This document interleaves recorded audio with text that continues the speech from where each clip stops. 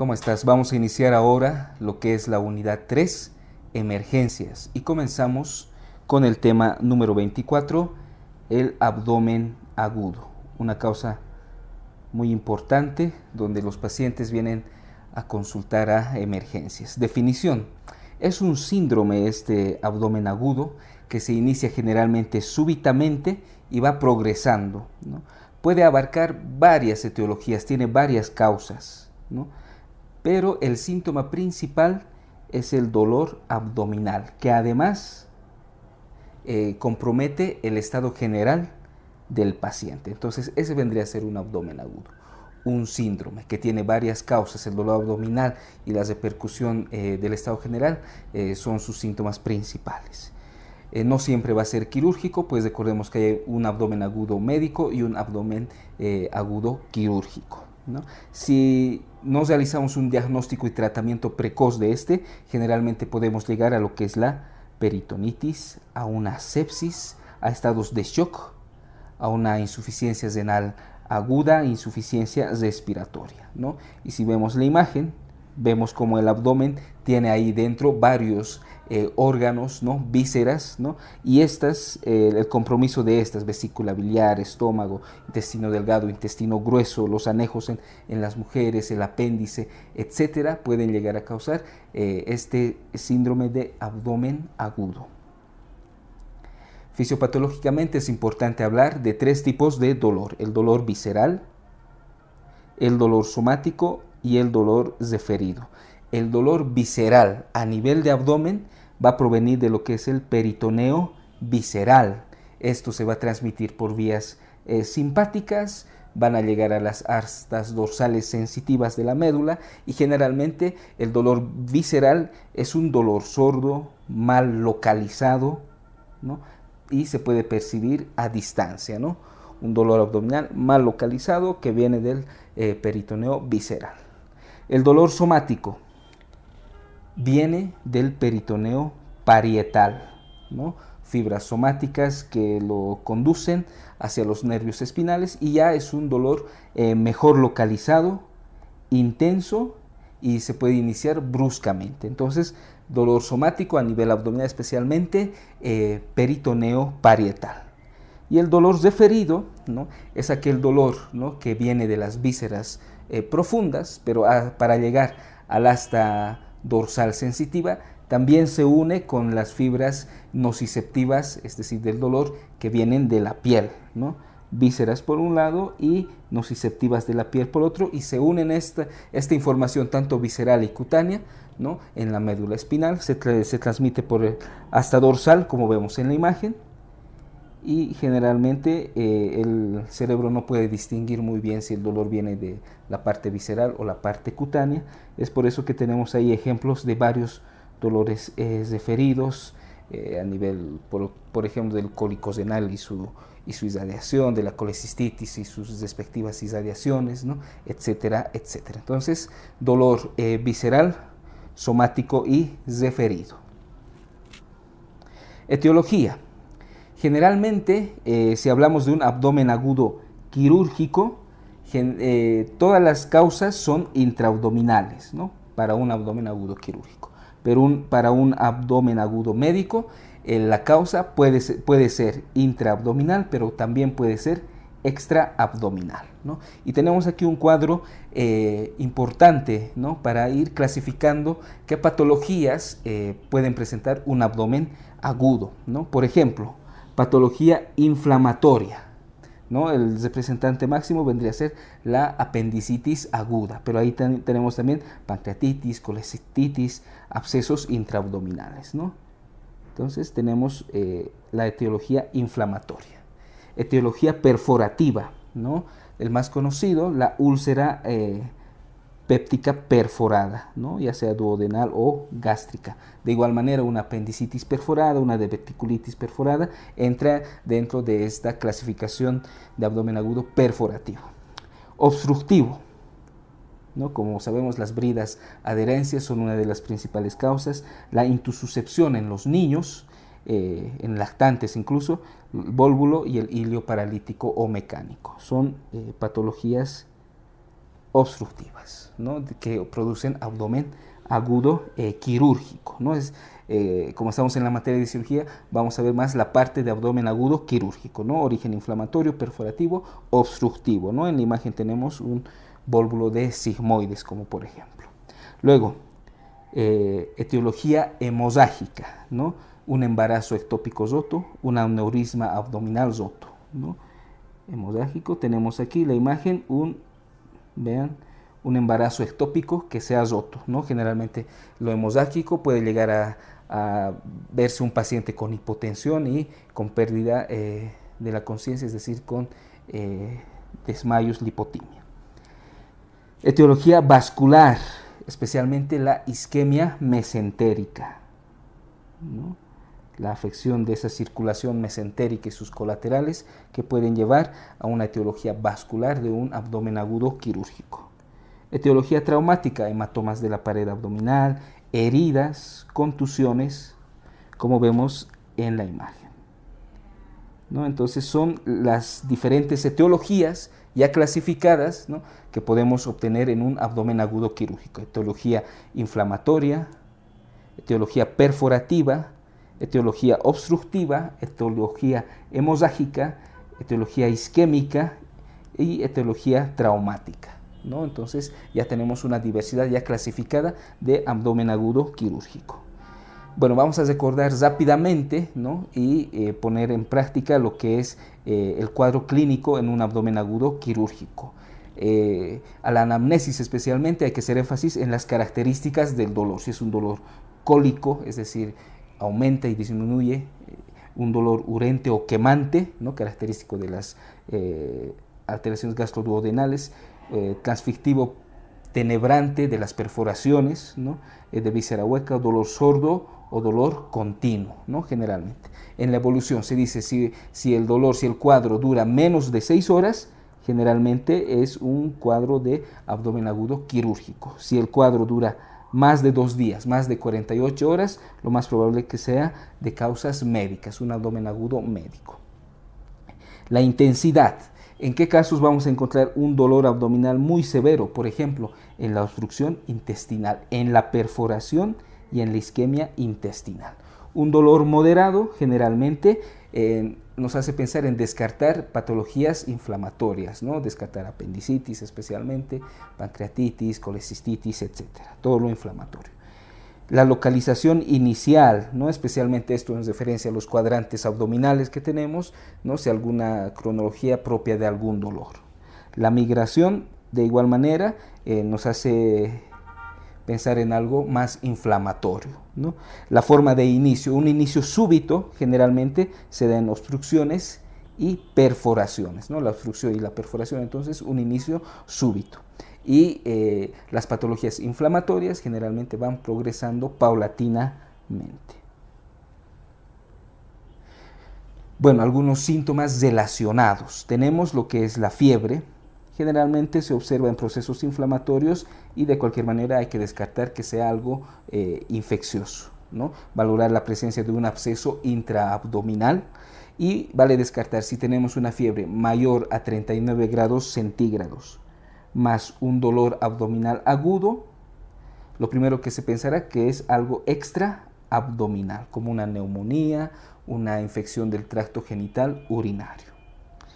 La anorexia o pérdida de apetito, ¿no? Generalmente alteraciones en la alimentación, hay que descartar esas enfermedades gastroduodenales, ¿no? Una úlcera gástrica, una úlcera duodenal. Afecciones pancreáticas, afecciones vesiculares, ¿no?, de igual manera. Si hay un hambre dolorosa, ¿no?, lo más probable es que sea una enfermedad ácido péptica. El dolor postprandial se observa mejor en las colecistitis, la dispepsia en patología biliar, ¿no?, la halitosis y la regurgitación de comida en procesos obstructivos, ya sean altos o bajos. El vómito, algo muy importante, el vómito fecaloide ya nos indica una obstrucción intestinal, pero sobre todo de intestino grueso. El vómito biliar nos indica que puede haber patología a nivel de la vesícula biliar, vías biliares, ¿no?, como una colelitiasis, ¿no?, o una pancreatitis, también cursa con vómito biliar. y vómito de contenido alimentario también a tener en cuenta. La diarrea, ¿no? La diarrea hay que ver la consistencia, la frecuencia, si hay algunas características asociadas, por ejemplo, sangre fresca, se da más que todo en procesos de amebiasis, intususcepción, alguna patología de intestino grueso. Las melenas, muy relacionadas con lo que son la úlcera gástrica, ¿no? Con una hemorragia digestiva alta. El estreñimiento, generalmente un estreñimiento en pacientes ancianos, hay que ver que no haya un fecaloma, es decir, que no haya una impactación fecal, ¿no? Si la ampolla, si en cualquier paciente la ampolla rectal está vacía, pues hay que descartar patología de obstrucción intestinal, ¿no? Algunos otros síntomas acompañantes pueden ser síntomas respiratorios, en relación a alguna irritación diafragmática, síntomas urogenitales en relación con infecciones del tracto urinario y litiasis. La coluria nos indica una patología hepatobiliar y la leucosea puede estar acompañando una enfermedad pélvica inflamatoria. Entonces estamos viendo aquí algunos síntomas del abdomen agudo en general, ya sea médico o quirúrgico. Bueno, la exploración física, ¿no? Vale destacar que dentro de los signos vitales importantes, la taquicardia se relaciona con excitación peritoneal, ¿no? La hipotensión estaría relacionada más con datos de sepsis, ¿no? E hipovolemia. Taquipnea, fiebre, generalmente también acompañan al cuadro. A la inspección, vale destacar lo que es la facies hipocrática, que tenemos la imagen aquí, o facies peritoneal, ¿no? En excitación peritoneal avanzada. Actitudes antálgicas, por ejemplo, en excitación peritoneal, el paciente se queda clavado en la cama donde se encuentra, el cólico nefrítico con mucho dolor abdominal. En la pancreatitis aguda, el paciente se inclina un poco hacia adelante para calmar el dolor.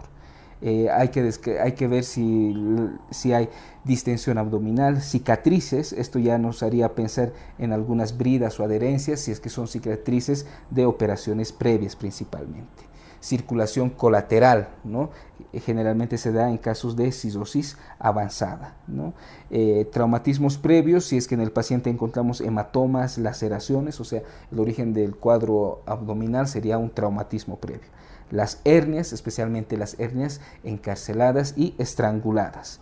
Tenemos el signo de Cullen y de Grey-Turner, Cullen en la región periumbilical y Grey-Turner en los flancos, muy relacionados con una pancreatitis aguda necrosante, pero también el signo de Cullen se puede observar en un embarazo ectópico roto.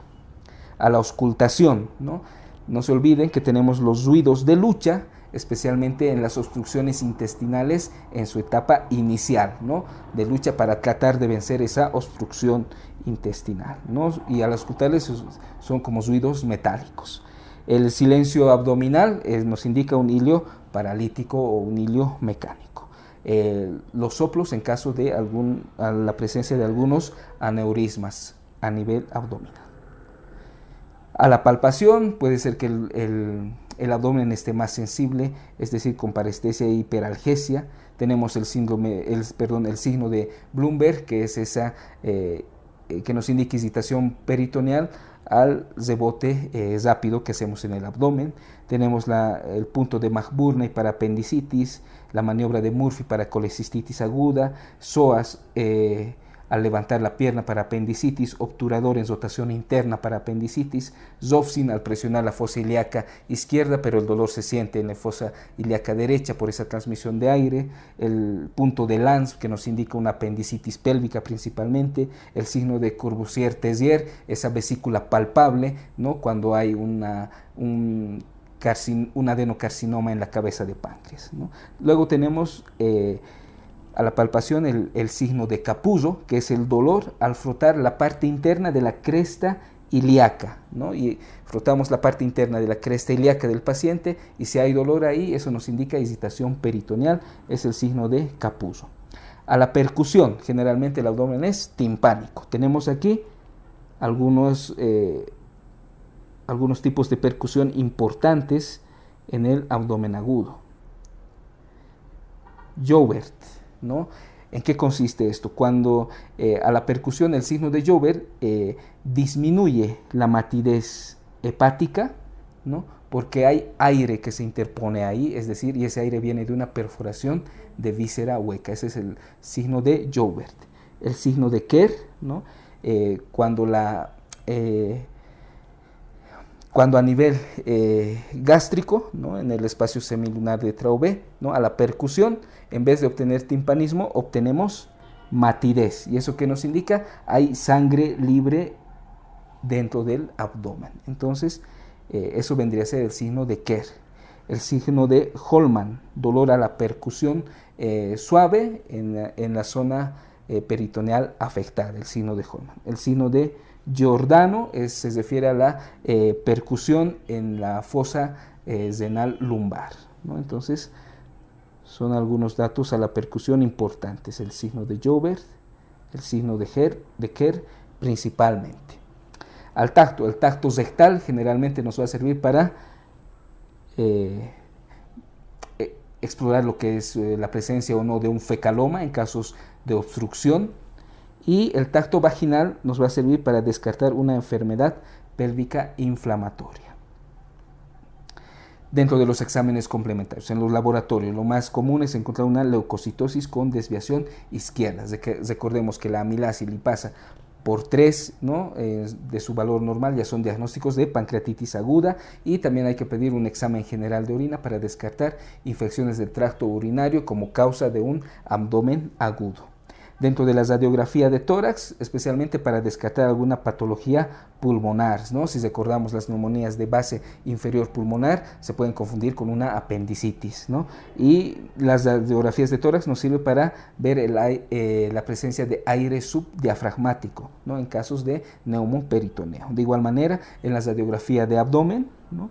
Se pueden observar la presencia de ese neumoperitoneo, y también el hilio paralítico, como vemos en la imagen, ¿no? Con la distensión de asas intestinales. En la anterior, en la radiografía de tórax, aquí podemos ver ese aire subdiafragmático por neumoperitoneo, ¿no? El bosamiento del psoas se da en casos de apendicitis aguda, el asa centinela en casos de intussuscepción, y algunas calcificaciones también se pueden observar en la radiografía de abdomen, como calcificaciones por litos biliares, litos renales o pancreatitis crónica, ¿no? Esa pancreatitis crónica que da ese aspecto asosariado al páncreas.